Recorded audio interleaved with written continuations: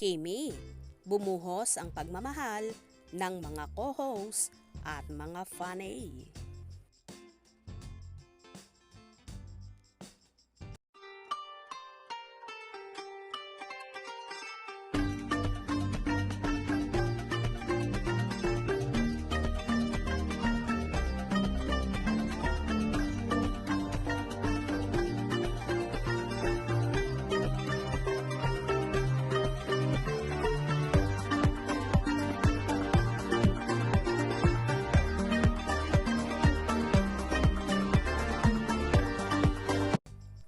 At ngayon ngang, confirmed na ang hiwalayan ni Kim Chiu at Sian Lim dahil sa ginawang pagbubura ng aktor sa kanyang YouTube channel na mga videos kung saan kasama niya si Kim Chiu.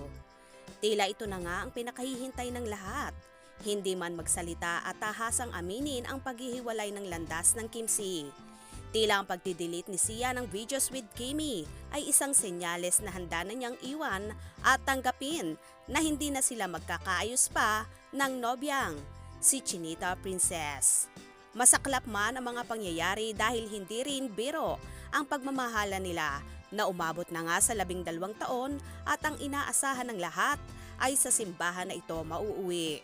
Marami nawang naaawa kay Kim at pilit pinalalakas ang loob ng dalaga. Kagaya na lang ni Meme Vice Ganda kung saan sinabi niyang, "Maganda ka, maganda ang mukha mo, maganda ang puso mo. You deserve love." Sabay yakap ng mahigpit at tila kinocomfort nga si Kimi sa bigat ng kanyang nararamdaman. Nyo, ihatid kita. Tapos may GS nitong ano. Nananahilig lang dyan. Nasa na ba yung Ganda kaya niyo. Oo, ganda-ganda ni taxi tayo? Kimi. Ano, mabuti maaga ka nakapag-ayos. Ganda niyo, ang dami niyong ribbon. Oo, maganda talaga to. Yeah. Maganda ka, mabuti kang tao, maganda ang mukha mo, maganda ang puso mo. You deserve the best, you deserve love. Yay! Samantala, marami namang Kimi fans ang pinalakas din ang loob ng dalaga at sinasabing hindi kawalan si Sian para sa kanya dahil mabait siya at may mabuti siyang puso. Kaya naman lalo siyang sumisikat at pinagpapala. May ilang pang mga nagsasabi na tama lang na hiwalayan ni Kim si Sian dahil hindi siya priority nito at tila walang balak pakasalan si Chinita Princess. Anyway, para maibsan ang kalungkutan ni Kim, gumawa sila ng pangalan ni Kim Chiu kung saan may ilaw pang pink dahil yun ang paborito ng actress at sinasabing andito lang sila sa likod ng dalaga at hinding-hindi nila iiwan si Kim anuman ang mangyari.